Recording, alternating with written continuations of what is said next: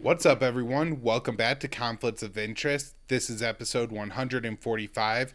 I'm the host, Kyle Anslone. Today I'm joined by Connor Freeman. He's a writer at the Libertarian Institute and has a great article out today that everybody could find on the homepage titled Next on the Agenda, War with China. We'll be talking about that and a lot more in today's show. So be sure to share the show. You can find it at thelibertarianinstitute.org/Kyle. Full archive of the show there. We post a video version of the show on YouTube, Odyssey, and Rumble. Social media accounts at Facebook, MeWe, and Twitter. And Connor, I believe you're Free Minds 96 on Twitter? At Freeman's Mind 96. Freeman's Mind 96. I'll put it in the show notes page everywhere for everyone. Support the show. Give us money at Patreon and Subscribestar. And then we do have links to Bitcoin Wallet in the show notes page if you prefer to give in crypto. You can also help the show and get yourself some great CBD products at Paloma Verde. The URL is palomaverdecbd.com. And the promo code when you check out is PEACE. That gets you 25% off when you spend $75 or more.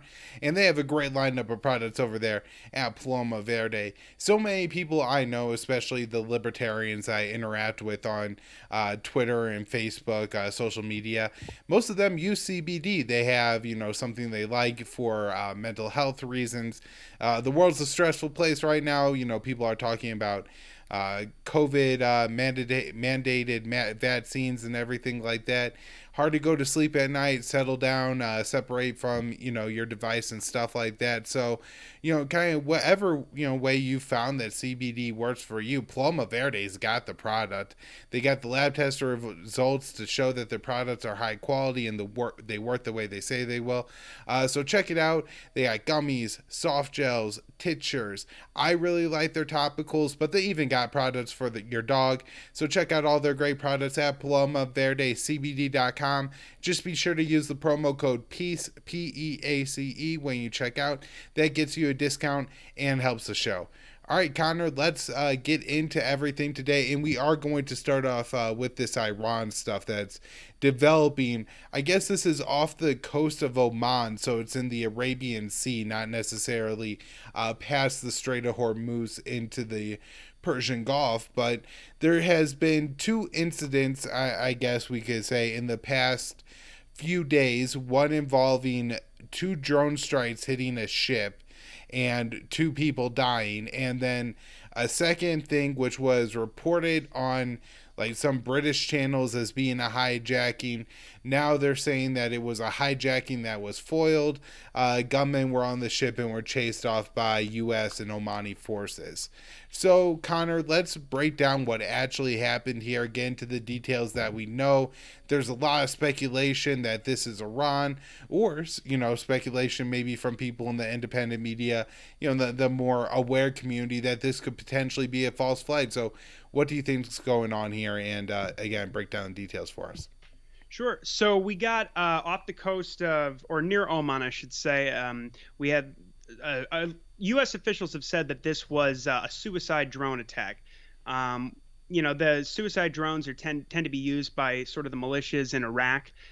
These are not like Reaper drones or the kind of drones that we have sold recently to Taiwan, for instance.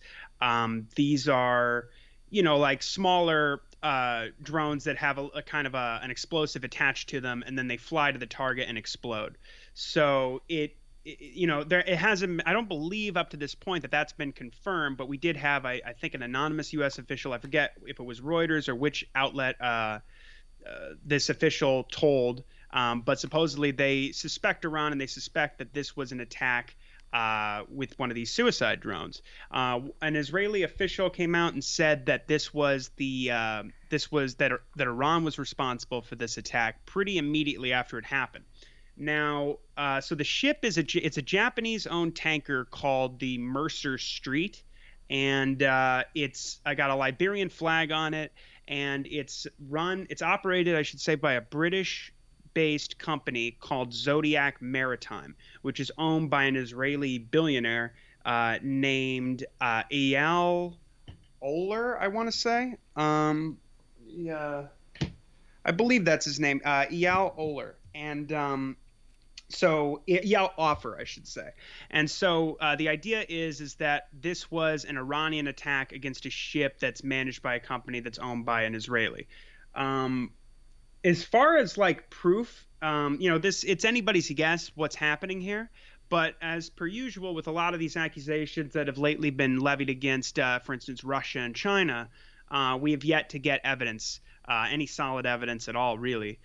In fact, we heard some pretty obnoxious claims from a lot of Israeli officials, I should say, with respect to the first ship. We can get to the second incident here in a minute, but so as these accusations are being thrown out by the Israelis and then followed and then reiterated by the U.S. and the U.K. pretty quickly, there were two deaths, I should add, in this incident, a Romanian and a British national.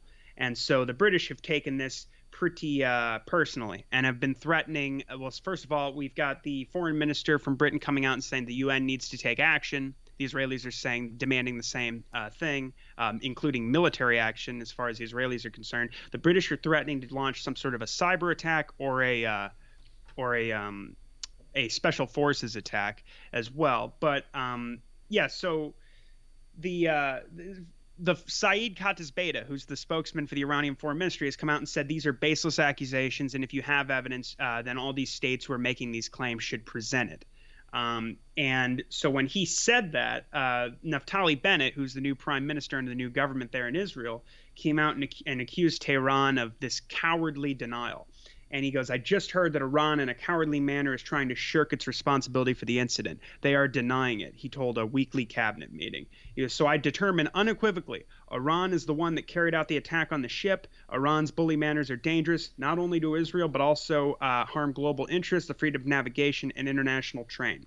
And then Bennett said that intelligence evidence exists, and Israel expected the international community to clarify that Iran that it's made a big mistake. So recently in Jerusalem, there was a meeting with run by, I should say, Gantz, the defense minister, Benny Gantz, over there in Israel, and Yair Lapid, the foreign minister.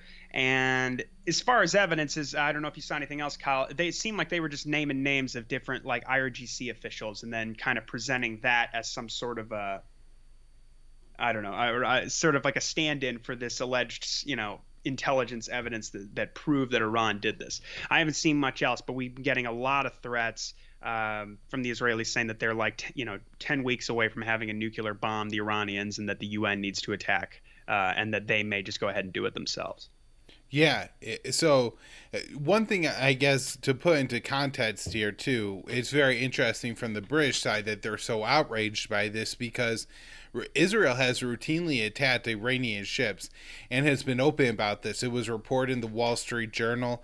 I believe it was from like late 2019 into 2021, that 18-month period. There were 12 Iranian ships that were attacked that was reported one time. And then since, I believe, 2 more ships were attacked, including one ship near Syria where 3 Iranians died aboard that ship. And so if this did happen, and if it was Iran, there's room to condemn that kind of thing. Like, I like international trade. I think it's a good thing. If, different countries are attacking different countries' cargo ships and piracy, that hurts international trade. It makes things more expensive. That's bad for people. But at the same time, let's understand that, this piracy business, this attacking cargo ships, has been going on for several years. And it's a part of this asymmetrical warfare or actual warfare that's been going on between Israel, the United States, our other allies in the Middle East, versus Iran and potentially, maybe some allied groups like Hezbollah or Shia militias in Iraq or Syria, right? And so, there's select outrage this time because a British person died, and you just seem to like get this kind of very quiet admission from the British that they really don't want to say, though, that, this time one of the people who died, their life matters. And it's because it's a British person. It's because it's not an Iranian. And so there's something really disturbing disturbing about that.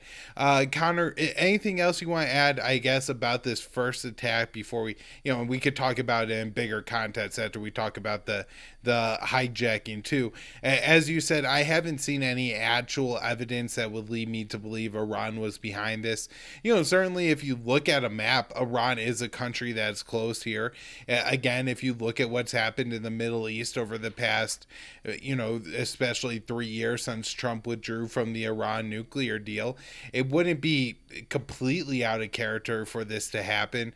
At the same time, though, nobody has put forward evidence that says that that this was Iran, and we know it was Iran. And this is largely the case with the other attacks too that have been attributed to Iran over the past, again, like 3, 4, maybe even 5 years now. Hell, that this has been going on in that region. So, Connor, should we move on to the second incident, which is a little bit more current? This was a hijacking that I saw initially reported on just kind of British information channels, and haven't gotten a whole lot of information about it, or even really there were people on board. There's some reports that maybe they're Iranian, but what do we actually know about this attack?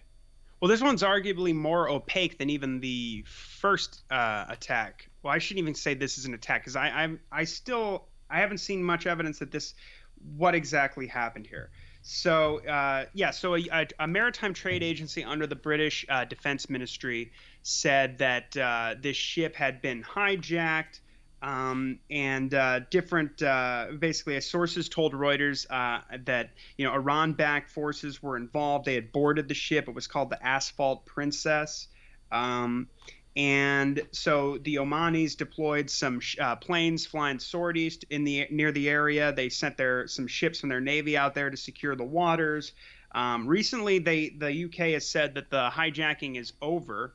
And what I found really interesting was that, as far as like I said, again, in this situation, the evidence is not really forthcoming. However, what's interesting to me is that you have the American State Department essentially just jumping on board with these accusations that Iran is involved. So you got Ned Price, who's a spokesman for the State Department, saying they suspect Iranian personnel are involved. And as you can see here, he says, "We believe that these personnel were Iranian, but we're not in a position to confirm this at this time. Iran has undertaken a pattern of belligerence in terms of proxy attacks in the region, and of course these maritime attacks." Now he's referring to when he says these proxy attacks, he's mostly talking about, I assume, these attacks on U.S. bases out in Syria and Iraq. But arguably, that's it's not really. It's sort of debatable if that's certainly not I wouldn't classify that as aggression at all. And it's kind of especially after the Biden administration has bombed these groups a couple of times and killed many of their personnel, or at least a handful. I mean, they're retaliating. Because the parliament in Iraq, for instance, voted last year to expel U.S. forces, and we get these sort of it's just kind of like where they changed recently the mission in Iraq to, well, now it's advisory, it's no longer a combat mission, but we're not really taking any troops or doing anything significant to change the situation there. So I mean, these attacks are essentially being provoked. So I wouldn't say it's a pattern of belligerence, but that's just more propaganda. And then these maritime attacks, the idea that you would like Iran is synonymous with again, they're conflating those militias with Iran, but the idea, again, with these suicide drones, the idea that this is like some sort of a militia attack that could be connected to Iran in some way, if you could trace it back to like one of these Iraqi militias that are just sort of in the mainstream media. There's a lot of differences that they have, particularly now as time goes on, as more nationalist interests in Syria and particularly Iraq have more influence over these militias like the PMF in Iraq. Then when they were formed, it was more or less they're much closer to holding the Iranian line, but that's been changing. But for U.S. purposes, the whole idea is like, well, we bombed these groups and we sent a message to Iran, so they conflate them. But they're saying that these Iranian personnel were involved. We have an unnamed U.S. official telling Business Insider that they have U.S. military aircraft that photographed suspected Iranian gunmen on board the ship who appeared to remove something from the vessel. I don't believe they've released any of those pictures. So it's just interesting to me, like I said, that the Americans are jumping on board with these, again, like I said, these very opaque accusations. And we had a spokesman for the Iranian armed forces who dismissed these reports, calling it psychological warfare intended to stir up adventurism against Iran. And in practice, that's basically been true. I mean, you have the UK, like I said, the UK demanding action from the UN, and Israel just saying like we're going to start attacking. It's pretty ironic to hear the Israelis say to the UN, "Is there such a thing as international law anymore? Is anybody going to enforce it, or are we going to have to do it ourselves?" And they basically said, there's just more and more threats coming out. I think this is largely connected to basically the situation now with Raisi coming in, the new Ibrahim Raisi who's taking power today in Iran. I think that the Israelis have an interest, as always, in making sure that any substantive diplomacy between the U.S. and Iran is kept to a minimum or preferably eliminated. And I'll just say that this is, as far as PR goes, quite good for Israel, considering the Ben and Jerry's incident that's been going on. They've been bombing Syria, as we've reiterated on this show and on antiwar.com. They bomb Syria practically every other week. Sometimes it seems like every week. And recently, like during that whole Ben and Jerry's incident, when it first got kicked off that week, they bombed Lebanon and Syria like left and right. Lots of violence going on in Palestine now. The whole Pegasus spyware scandal. And so, traditionally, the Israelis like to sort of shift the spotlight over to Iran to distract attention from the occupation and the crimes there. And they've got more on their plate than usual, I would say, as far as, with the bombing of Gaza just recently. And, all the public opinion polls that are coming out showing that, American Jews, I think it's a quarter now, believe that Israel is an apartheid state. You've got young evangelicals turning against Israel in large numbers as well. So they need I don't know how conscious they are of this. I imagine if I can, see it this way, that they would, even if these are not like false flags or anything, their sort of exploitation of the situation, I think, is clearly meant to deflect from what's going on, what Israel's and their crimes are, and what Israel's doing right now to, Iran. And also, of course, to make things tougher for Iran as far as getting back into the deal with the U.S. Right. So, I mean, obviously, if this is a false flag incident, Israel is on the top of, the list. As you point out, unfortunately, the biggest issue making Israel an international pariah right now is the Pegasus software, not necessarily the things that I would think matter: the weekly bombing of Syria, the bombing of Lebanon, the bombing of Gaza, the 4 Palestinians that were killed by Israeli soldiers in the West Bank in a week, including a kid that was killed, and then somebody who was killed at that kid's funeral. You would think all these things would, provoke more international outrage. But, world leaders being spied on are other journalists and like countries like France. You can't spy on a French journalist. It's one thing if you were spying on like Jamal Khashoggi with this or something, but to spy on a French journalist, I guess, is a step too far. And so there are people upset over this, and so that's the reason. But there are other actors in the Middle East. I suppose it might be harder for like a non-state actor to try to pirate the ship. That seems like it might have required, kind of state capabilities. So Saudi, UAE, something like that. But as far as the, attack on the cargo ship, that doesn't seem to be beyond the capabilities of many non-state actor groups in the region who have a lot of military capabilities. Overall, I'm saying there's a lot of possibilities as to what could have happened here and who could have been behind it, including if it was the Iranians, which I don't think is necessarily impossible. Obviously, there's a weird state in Iran where they had their, transition period like the U.S. has. Rossi's elected, but has, I think, like a month and a half before he actually takes office. And these are the last couple of days where you have moderate President Rouhani seemingly in charge of Iran. So to have this at the end of the moderates administration and not maybe at the beginning of the hardline administration seems counterintuitive. That being said, as we are maybe joking about a little bit before the show, the Biden administration did the Rouhani administration extremely dirty. And so, not that I necessarily think there was a parting blow. It's possible it was that. Obviously, in Iran, the main power doesn't lie with the president. It relies with the supreme, the Ayatollah, the supreme leader of the, not supreme leader, the leader of the country, the Grand Ayatollah. And so, because of that, the policy isn't necessarily changing from president. So this could have been, done outside of the presidency.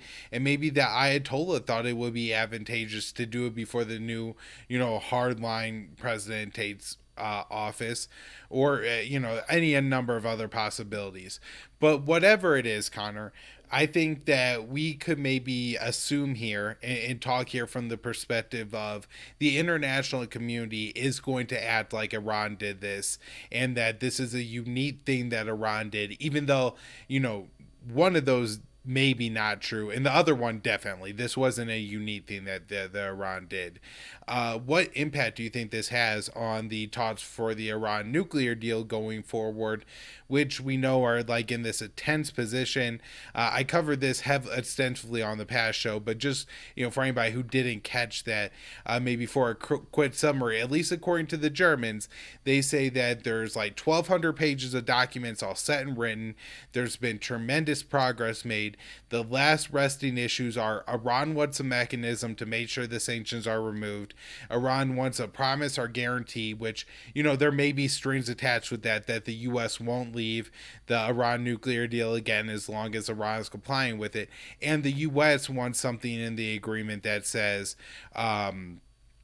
that Iran has to agree to other talks on other issues. And so that's kind of a poison pill from the side of the Iranians. But, that's where things are. So where do you think things go forward here?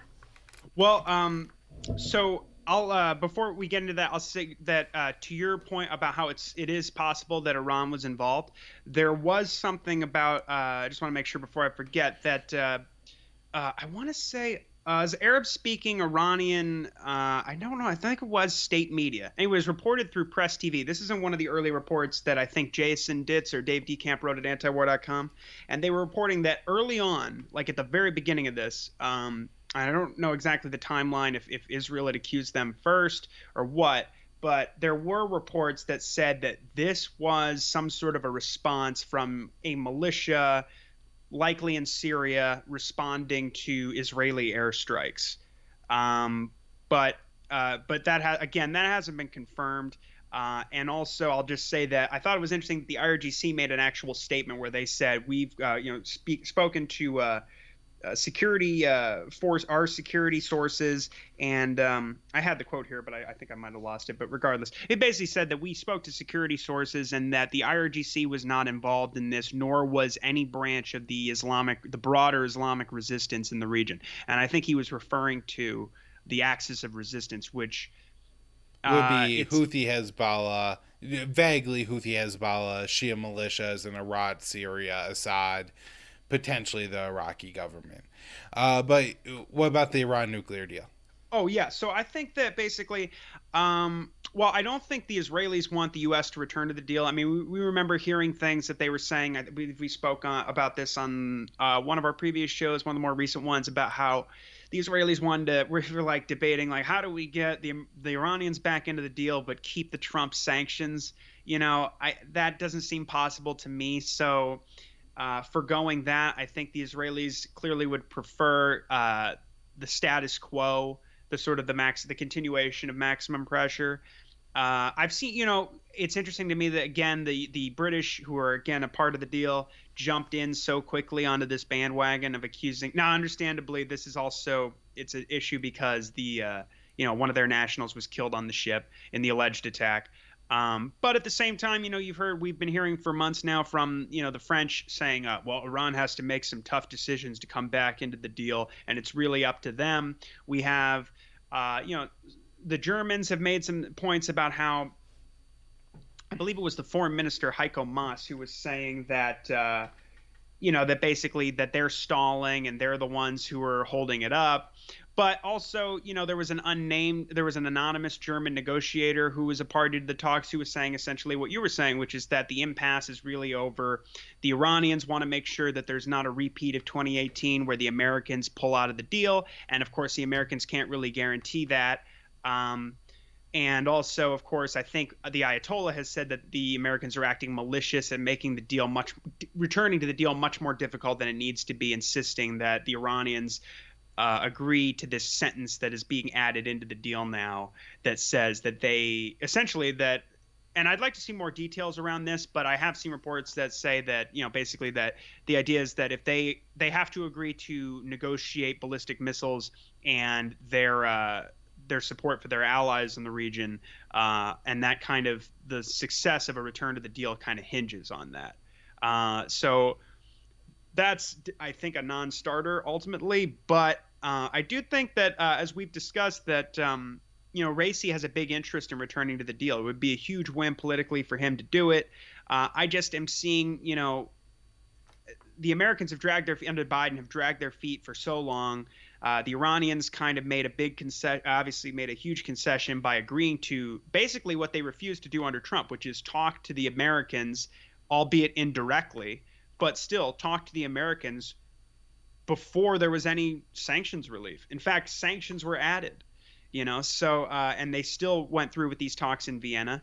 I think the Germans said that they had the German negotiator said that they had gotten to he goes, if another 2 weeks and we probably would have had a deal with just a little bit more political will. They had something like over 1,500 pages and 4 different texts of the agreement. So it seems like real progress is being made.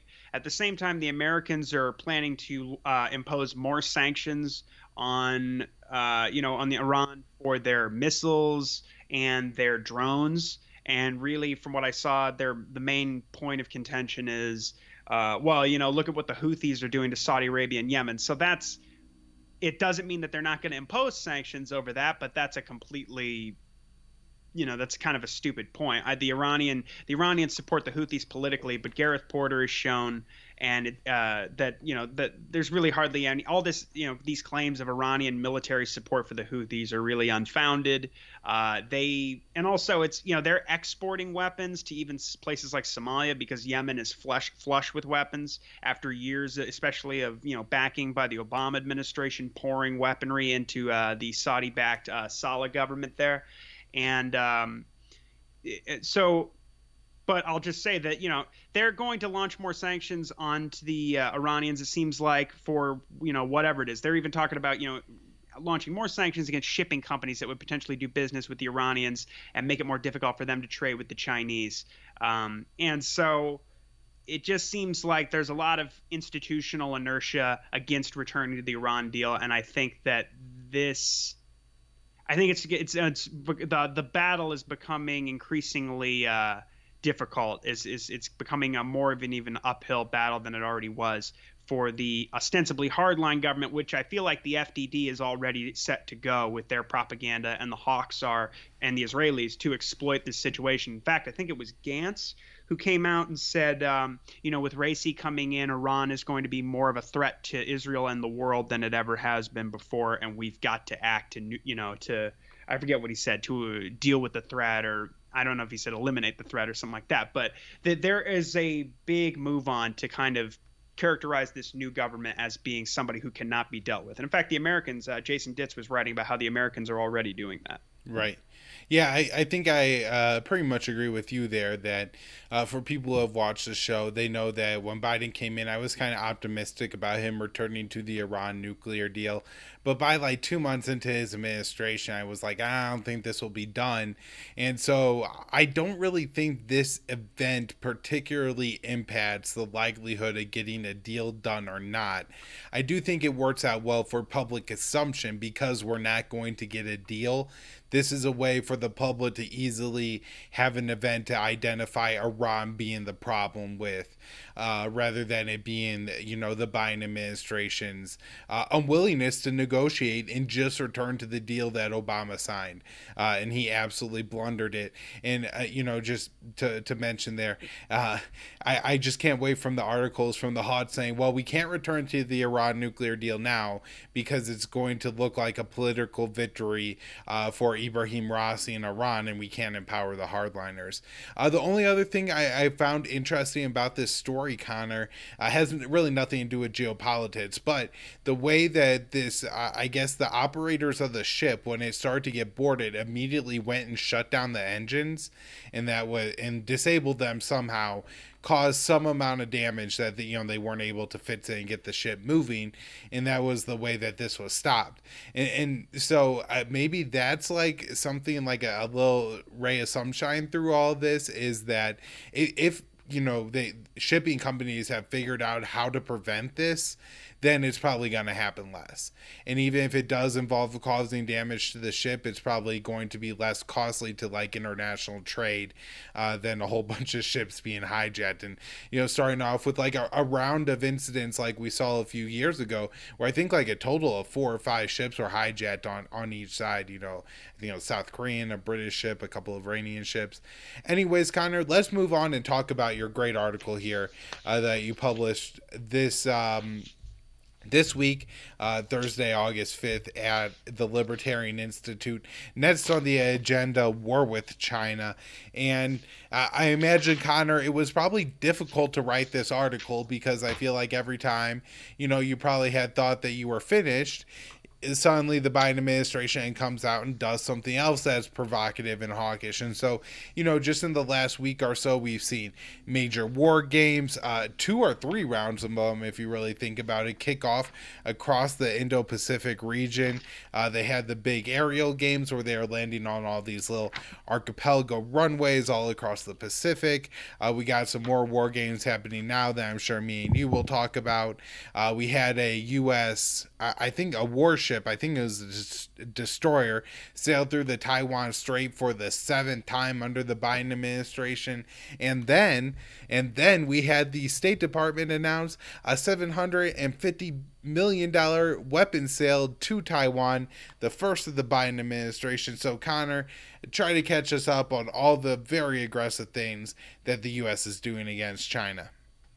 So the Biden administration has just approved its first arms sale to Taiwan. It's going to be about $750 million. It's got 40 self-propelled howitzers, several other armored vehicles. This is from Dave DeCamp's report at antiwar.com. 5 mounted 50 caliber machine guns and about 1,700 kits that can convert standard projectiles into precision guided munitions. I'm not sure if those are exactly JDAMs, but that sounds about like what those are. But also, anyway, so this is, piggybacking off of the American policy under Trump, which was, Trump sold Taiwan over $5 billion in worth of weapons last year. We also had a report from Will Porter, the co-host of the show on RT, who's talking about how, as part of this, I was actually learning about the history. In 2019, Trump moved about $10 billion in worth of weapons to Taiwan in 2 separate transfers, one for $8 billion and one for $2 billion. So this is part of a larger strategy. There was a piece Daniel Larison wrote recently. We were talking about, Max Boot and these other hawks like Tom Cotton. He was more focusing on Max Boot in this particular article, about how they want to basically move from strategic ambiguity to strategic clarity. And it seems like there's a third option where some of these people are saying, well, maybe we could just, not get into a war with China over Taiwan, but we could basically arm the hell out of them. And so that seems to be part. It seems like we're kind of taking both kind of policies at the same time. We've seen. We discussed previously. Gareth Porter had a piece about this guy Randall Shriver, who had worked in the Trump Pentagon, who had basically was backed by. He was basically called. In many ways considered like Taiwan's man in Washington.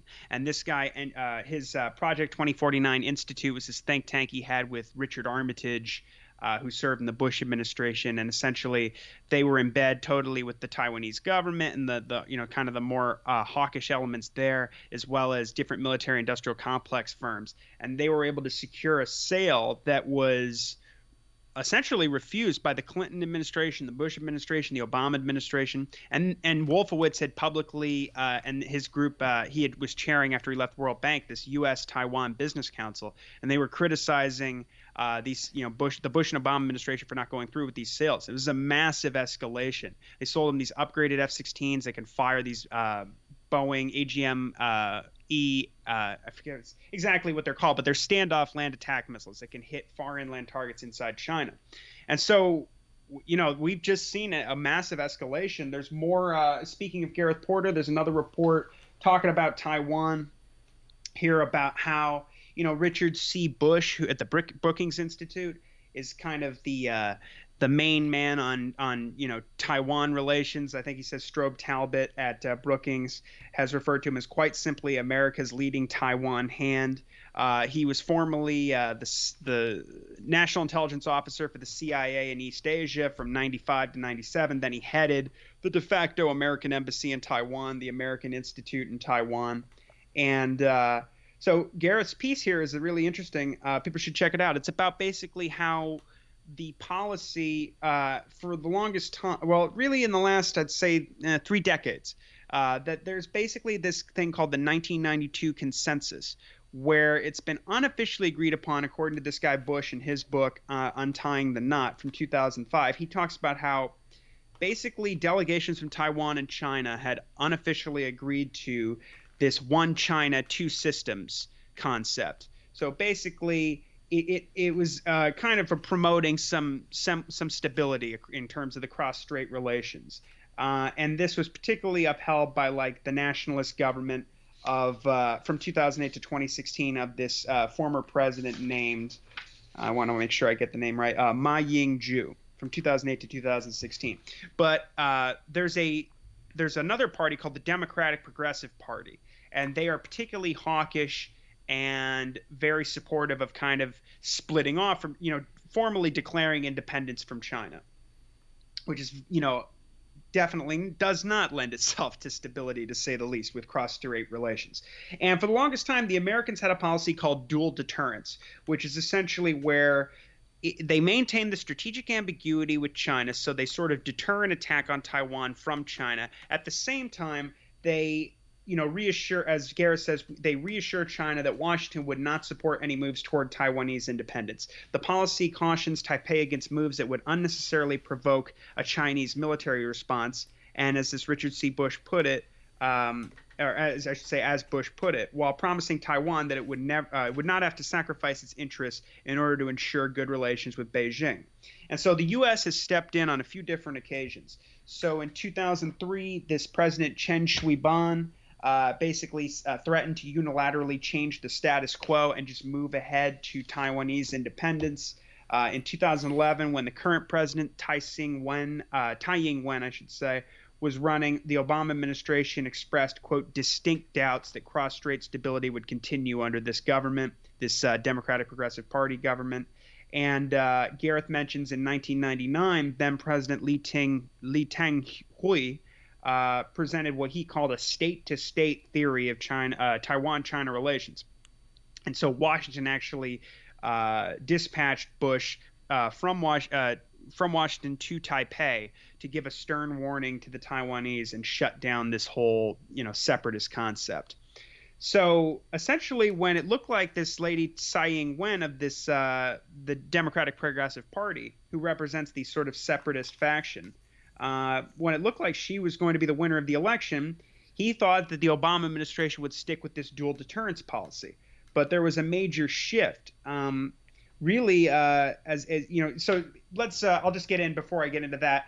Some of the things that she was saying. So she was basically said that Chen's one country on each side, the formerly mentioned Chen's policy on the Taiwan Strait, saying he would unilaterally change the status of Taiwan to an independent country. She praised that and then attacked the Nationalist Party's policy of 2008 to 2016 as selling Taiwan out to China. She has said there is no 1992 consensus. She proposed a Taiwan consensus, a position that the Obama administration viewed as being very unacceptably risky. And but so in April 2016, there's a shift where basically this guy Richard C. Bush, who's the main guy on Taiwan over at the Brookings Institute, the top sort of think tank specialist on the issue, he supports her whole like opposition to the 1992 consensus. And he says that, Tsai didn't really have a choice. If she didn't, she would alienate the true believers in the party. But as Gareth points out, that's the dual deterrence policy is supposed to, ameliorate these kind of, or sort of squash these kinds of issues, because they can lead to very risky situations vis-a-vis Taiwan and China, and also the U.S. and China. So he mentions how basically, the head of Pacific Command was demanding at the time, this is like 2015, that I guess they were trying to get Obama to escalate his Asia pivot. He had already decided in 2011 that they were going to move 2/3 of all air and naval forces to East Asia, and they were already building that up. John Glazer was writing about that at antiwar.com at the time, and just, peppering the region with bases, moving, missiles in there. And but essentially, I guess they wanted to ramp it up. So you see the head of Pacific Command demanding you got to do these freedom of navigation operations, which are becoming commonplace under the Trump and the Trump and Biden administration. You had John McCain as chairman of the Senate Armed Services Committee demanding that he goes, Obama's de facto recognition of these Chinese, military installations they were constructing in the South China Sea on these various islands.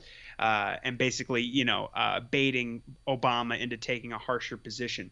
And the Pentagon was also trying to get Obama to formally declare China a strategic competitor and really formally inaugurate the whole great power competition strategy, which didn't really happen until Trump came into office. But nevertheless, he's talking about how this whole policy where we've taken a much more pro-Taiwan stance, sort of an anti-China stance here, as part of the Asia pivot, I would argue, and a lot of this comes from like PNAC and those kind of neoconservatives.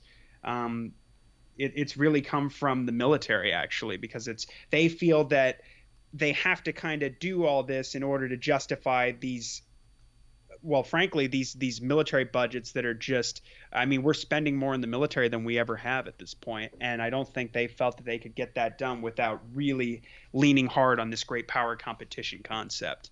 And Taiwan's a big part of that. Right.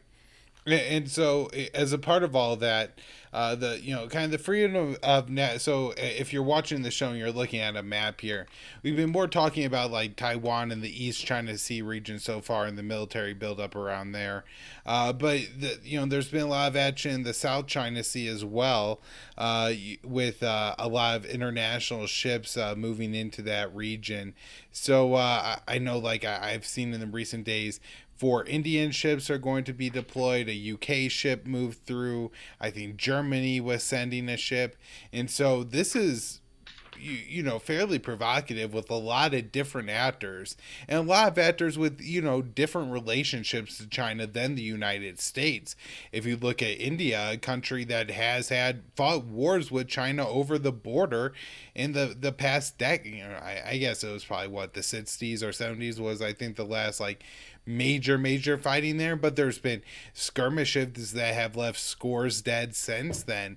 And while the US may be sending ships through the South China Sea is one thing for China to tolerate, what if it's the US and all of our NATO partners plus then Japan, Australia, and then particularly India? This seems like that this could start to cause some real tension. So what's going on in the South China Sea? Yeah, so there's concurrent exercises going around now where it's like you were saying, it's actually hard to keep track. Without Dave DeCamp, I'd be pretty lost here. But so it sounds so. Yeah, well, we'll start with so Germany is deploying a warship now through the. Actually, I'll start with the British. So the British have that HMS Queen Elizabeth, their new aircraft carrier. It's on its maiden voyage. They've sent that into the South China Sea now. The HMS Defender, which got into that big incident 12 nautical miles off of Crimea that was I believe in June. Yeah, late June. And so that ship was already in the South China Sea. Now that aircraft carrier is there. It's going to be deployed to Asia basically through the end of the year. The British intend to, they said in a joint statement with Japan, that they would go ahead and permanently deploy 2 warships to Asia from now on. Now we've got the Germans; they're sending a warship to Asia, which we knew about this, I think, early on in the year, because the French sent a nuclear attack submarine accompanied by another warship. The French actually were involved in the Quads exercises in the Bay of Bengal last year, and also in these exercises that took place with Japan, the UK, and the US in Japanese territory in the East China Sea. Australia was also a part of those, but that was back in May. Now we've got Germany coming in. They're going to the South China Sea, and they've got a German frigate called Bayern, which is going there for a 6-month voyage with 200 soldiers on board. They're going to be making stops in Singapore, South Korea, and Australia, and they're expected to stay in the South China Sea through mid-December. They're saying, like, basically this kind of free and open Pacific kind of rhetoric. They're saying the message is clear. We are standing for our values and interests together with our partners and allies. For our partners in the Indo-Pacific, it is a reality that sea routes are no longer open and secure, and that claims to territory are being applied by the law of might is right.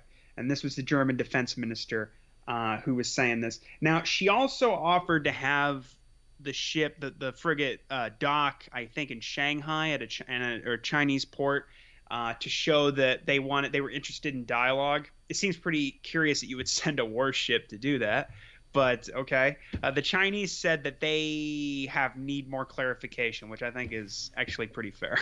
They go, why are you we need more clarification on what this warship is, what you're planning on doing with this warship. And also, I will say this, the report up at antiwar.com today is that the HMS Queen Elizabeth did not do what the Americans usually do, which is deliberately sail within the 12 nautical mile kind of limit that the Chinese have set for the islands and the different sort of reefs and things that they claim in the South China Sea.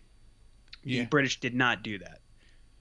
So that signifies to me that they're not necessarily. I mean, they're trying to send a message, but they're not quite as eager to be as provocative as the Americans just yet. No, that's a great point, especially after what happened in Crimea.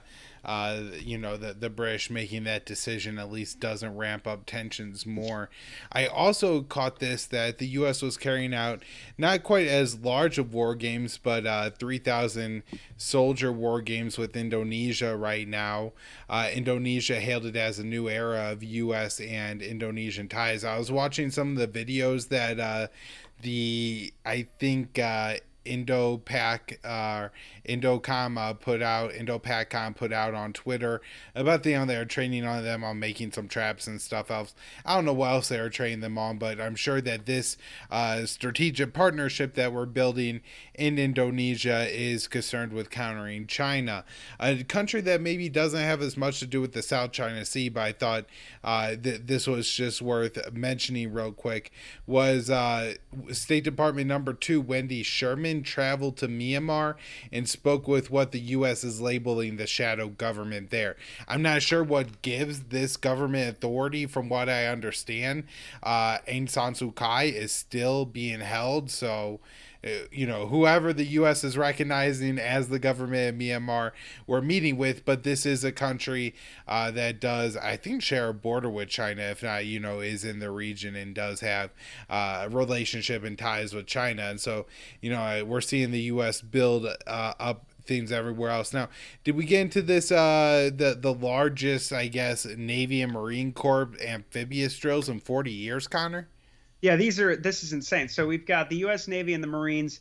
This is the largest amphibious exercise in 40 years. It's called Large Scale Exercise. It'll be running from they started on August 3rd. It's going to go through the 16th, spanning 17 time zones, including 5 numbered fleets. And in a statement, U.S. Naval Forces Europe, Africa, the U.S. 6th Fleet. These are the guys who've been involved in the Black Sea so much lately, with all these drills that have seemed to be kind of, essentially under Biden, we've got the Navy really operating in the South China Sea on some level, and in the Black Sea drilling with NATO, et cetera, essentially at all times, it seems to me, under Biden, which we kind of knew this was going to happen. NATO was saying they wanted to keep their activity up in the Black Sea, because I think they were 19 days down from 2019 and 2020. They're only there for 82 days. And so they wanted to increase that. And I think they've blown past that at this point. But yeah, so they've said that this exercise is more akin to the kind of things they were doing in the 80s when we were still in the middle of the Cold War. And yeah, so this statement from the commander of the Pacific Fleet, Admiral Samuel Papero, says, large-scale exercise 2021 provides our Navy and Marine Corps team the opportunity to plan, direct, and establish full-spectrum naval operations. We must build naval readiness and advance the art and science of naval warfare to be ready to fight tonight. The stakes could not be higher. They've got at least 36 ships, 50 virtual units, about 25,000 personnel are expected to participate here. These are only U.S. warships, but as Dave says, other countries may get involved in the future. And they're trying to tell Russia and China that they're prepared to fight like naval battles on multiple fronts at the same time. And at the same time, there's a massive exercise now going on in the Indo-Pacific with Japan and Australia, and the U.S., so the Quad minus India and the U.K., and these are called the Large-Scale Global Exercise 21, which is an all-domain exercise. You got every branch of the U.S. military involved. Basically they're working with the Indo-Pac Command said we're working with our global partners in the region in the form of field training, logistical support activities, amphibious landings, airborne and ground maneuvers, air operations, maritime operations, and special operations activities. And I'll just say the Indians have sent their 4 warships to the South China Sea, and they're going to be participating in naval exercises with the U.S., Japan, and Australia in the Western Pacific. Now that is the Quad, and I believe other Western countries are following. I wanted to say the French were getting involved, but that might not be the case. But regardless, the Indians are going to be holding drills also in the South China Sea with Indonesia, the Philippines, Singapore, and Vietnam. So yeah, and then there's exercises now going on in Australia as well. Like I said, it's difficult to keep track. There's the exercises that you spoke about on the show a couple episodes ago with an unprecedented number of F-22s sent to Guam, along with I think like 10 F-15Es, and there's like 800 personnel involved in that exercise. There's another exercise involved with the Japanese. There's one involved in Australia right now. It's just, and it's all essentially targeting China. I mean, even ostensibly. Let's see. I got the Ann Wright's piece from Truth Out goes through these different things pretty well, and I'll just read them off really quick. So they've got 17,000 U.S. military personnel in a land exercise called Talisman Sabre in Australia. It's going to be they're practicing for amphibious assaults, the movement of heavy vehicles, use of live ammunition, and the use of U.S. nuclear-powered and nuclear weapon-capable vessels. There's different environmentalist groups and peace groups out there who are incensed at this because in 2013 the Americans dropped unarmed bombs weighing a total of like 2,000 pounds on the Great Barrier Reef. And they're just saying, this is the Pentagon, rightfully so. The Pentagon is the worst polluter in the world, and this is just to integrate the Australian military more with the U.S. military, which makes sense. We heard from Financial Times that a U.S. official had told them a few months back that the Biden administration intends to make building up cooperation militarily and otherwise with the Quad the core of their anti-China policy.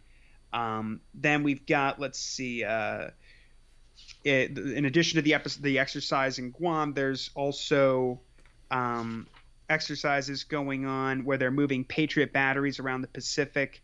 They're planning to move some of these systems even to Hawaii. And they have an Army colonel named Matt Dalton who's saying, we are trying to demonstrate our ability to quickly move our units around the Indo-Pacific to be able to counter any threat that is out there with our ability to move to different locations quickly and set up and establish defense of a particular asset. Yeah, it's just incredible. All of this, especially going to Hawaii and these sorts of things, I would hope that there's some protests being started because it's like openly making Hawaii a target in this new war in the Pacific. Not sure why people are not. I mean, I'm glad to see the Australians.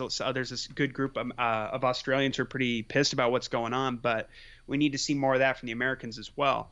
Um, yeah, just constant exercises going on. We're sending Kamala Harris to Southeast Asia, to Vietnam and Singapore now to ramp up tensions with China. Part of this campaign, we sent Austin to the same countries a little while ago. Lloyd Austin, head of We the sent Pentagon. him with a bunch of COVID vaccines. One thing that would be interesting to look at is you have countries that have been the victim of U.S. foreign policy: Afghanistan, Iraq, Syria, Iran, Venezuela, North Korea, who are far more desperate than Vietnam, and yet Vietnam tends to get them before. You have to kind of wonder if the U.S. is maybe seeing this as bribery. And just staying on that subject really quick, Connor, feel how you feel about COVID, what you think about it, how serious it is, what should be what should happen in international travel to make sure as few people die from COVID as possible, if the government should be doing anything about that at all. Whatever you think about that, the government thinks that international travel should be restricted and heavily monitored. And it seems kind of interesting that we're sending troops all over the world right now to interact and play all these different war games, when in reality that a lot of the U.S. equipment is overstressed and overtaxed and overused.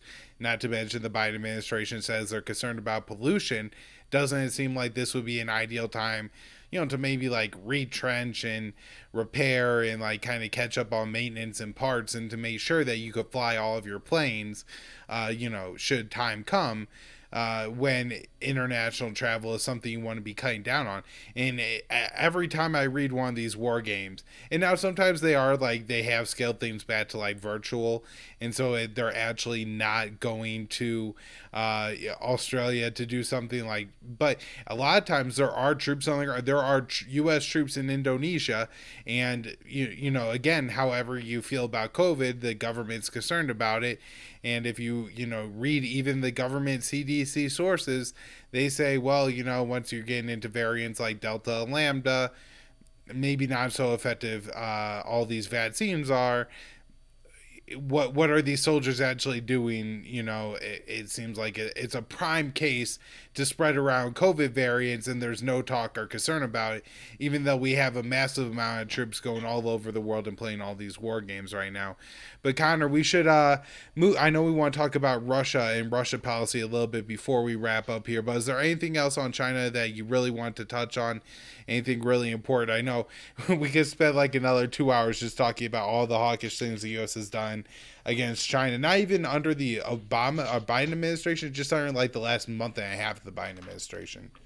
Yeah, no kidding. I'll just say that to your point about COVID, and yeah, the hypocrisy and like, kind of exacerbating, well, certainly, especially with things like, Venezuela and Iran, exacerbating how bad the situation was vis-a-vis COVID in those countries by doing things like, keeping essentially a blockade on Venezuela and maintaining the maximum pressure sanctions, blocking IMF loans to both countries, and ensuring that the damage to Iran was as bad as possible. That report I was referring to, but the Financial Times, the other part of that is that they specifically say that they're using this, and also there was reports about this. I don't remember all the details, but I think it was about Brazil buying Russian vaccines and how they were trying to step in and prevent that from happening. But regardless, there was this policy of basically, it's still going on, where they're using the COVID crisis and the vaccine situation, vaccine distribution, the Quad, to basically like antagonize China. So they're the ones who are going to be distributing the vaccines, and they're using this as a way to counter China's influence in the region. So it's very cynical. It's all just about geopolitics and about the Asia pivot.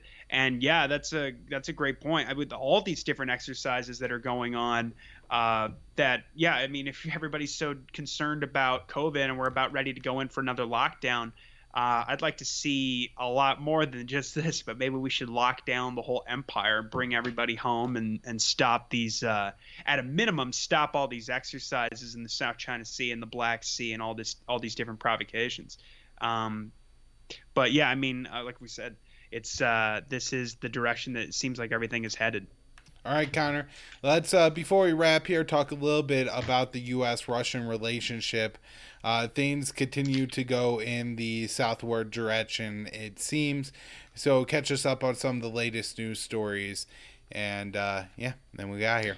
Yeah, so well, they just had the arms talks in Geneva because Biden and Putin after their summit meeting, they said that they wanted to engage in some strategic stability dialogue, and there were no breakthroughs, but they said that they would continue the talks, presumably in the near future.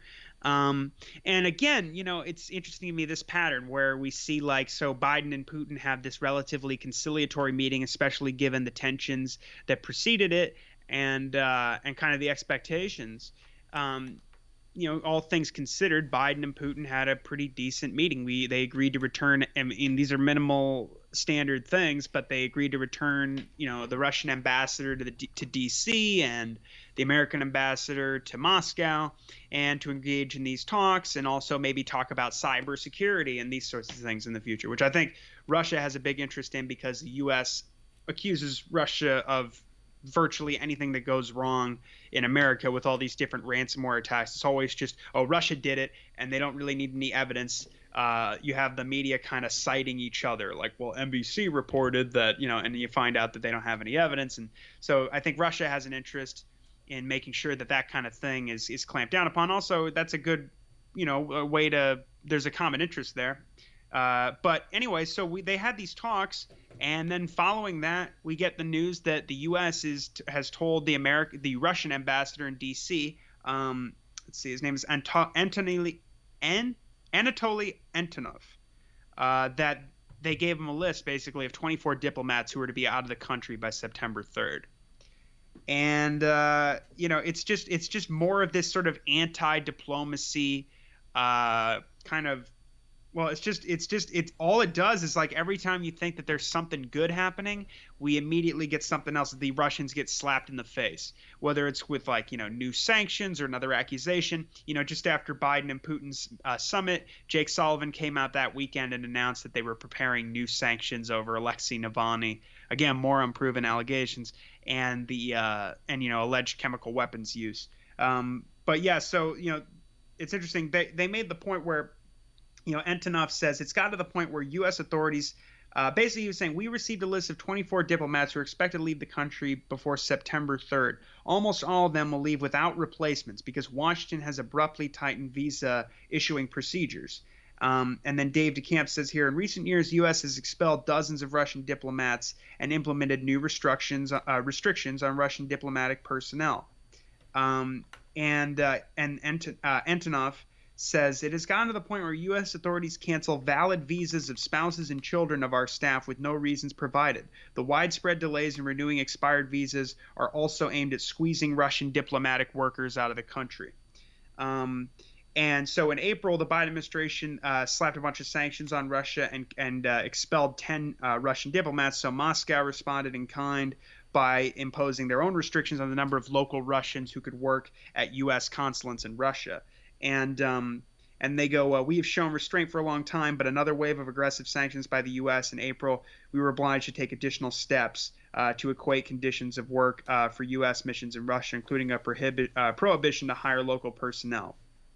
And the U.S. has announced that they've gotten rid of 182 locals who are working at the U.S. consulate there. And Ned Price says that's not accurate, but he didn't deny the report, their perspective essentially. He denied that, but he didn't deny that they were kicking out these 24 diplomats. And he goes, they're welcome to reapply for visa extensions, but we reserve the right to take appropriate response measures to Russia's actions. But as Dave shows, this is really the U.S. instigating the issue, then Russia responds, and then that's framed as aggression. Right.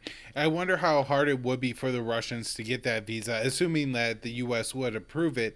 I know if you're a Russian citizen, now maybe this is a different story if you're applying for a diplomat visa, But if you're a Russian citizen looking to travel to the U.S., there's no U.S. Like embassy, diplomatic facility in Russia that's processing those visas, and so you essentially have to travel to a third country to hope to get to the U.S. And so, if that's happening for the diplomats, that could be a little bit more of a serious issue. Connor, anything else on the Russia issue?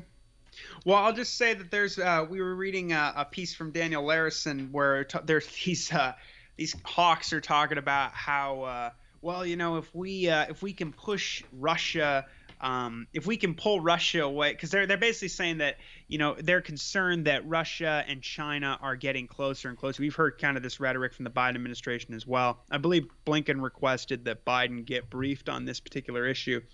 And that's is to be expected with even though they've had a complicated relationship, Russia and China, for a very long time. This whole strategy of taking them both on at the same time and never letting up is bound to make them, for them to build increasing ties with each other. And Putin has said that they've got their relationship has gotten to an unprecedentedly high level. It's saying very nice things, saying that they cherish their relationship with the Chinese, and the Chinese do likewise. And and these hawks are basically saying things that it's kind of funny to read this rhetoric. They're like, maybe we'll stop trying to frame things in this sort of democracy versus autocracy kind of paradigm, basically offering only like rhetorical concessions. And then they go, the guy goes, I had to laugh because the way Larison writes this, he goes, the guy suggests, well, maybe we should, the Americans should think twice. He doesn't talk about lifting sanctions or even, dealing with like the Magnitsky Act or anything like that. He just goes, maybe we should think twice about adding additional sanctions in the future. And then I think Larison said, I'm sure Sergei Lavrov's heart was aflutter. Like, it's just incredible to read this kind of the way that these people think. The point that Larison makes essentially is that a policy that would bring, Russia more into, well, it would bring Russia closer to the West would necessarily kind of let up on Beijing at the same time. The problem is that you have kind of the same people operating under the same principles, or the same government operating under the same principles, this great power competition. And, I don't think this idea that, like, the way we have NATO identifying Beijing now as, like, what do they call it? A defining issue. The rise of China is the defining issue for the transatlantic alliance.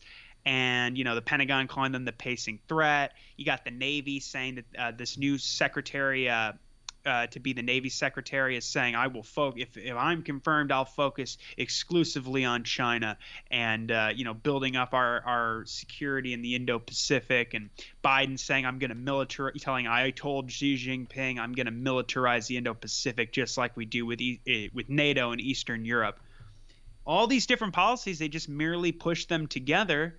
And if they can build some sort of alliance that would deter further aggression and provocation from the U.S. and this, all the drills that NATO are doing, my issue, they sort of frame it as like, well, we're doing this to combat Russian aggression in the Black Sea. But what I usually, almost exclusively, it seems to me that I see is American and NATO being aggressive and provocative in the Black Sea. And so, I don't see them tilting towards the West with NATO threatening them on their borders and having, like we saw, I want to say it was Trojan Footprint 21 back in, was it April or anyway, these is part of during Defender Europe 21, the largest exercises since the Cold War in Eastern Europe, U.S. and NATO were conducting during all those tensions with Ukraine in particular. Anyway, they had American and German tanks in Latvia, like doing races on their border. Or just off, right on Russia's border in Latvia. And, just the situation could not be more aggressive with respect to how the U.S. and their allies are treating these two countries. So, the only way to really get them apart, I guess, if that's the goal, is to be less hawkish and more diplomatic and lift sanctions and basically pursue as I suggest in my piece, a Ron Paulian foreign policy. Right. Absolutely, Connor. Well, thank you so much for coming back on the show and dropping all this knowledge that you have, all the important updates on Iran and China and Russia. Tell people where they could follow you, find your work. Oh, all my stuff is at the Libertarian Institute. And you can follow me on Twitter at Freeman's Mind 96. And thank you again, Kyle. Always a pleasure. Great having you on the show, Connor. We'll do it again soon. Looking forward to it.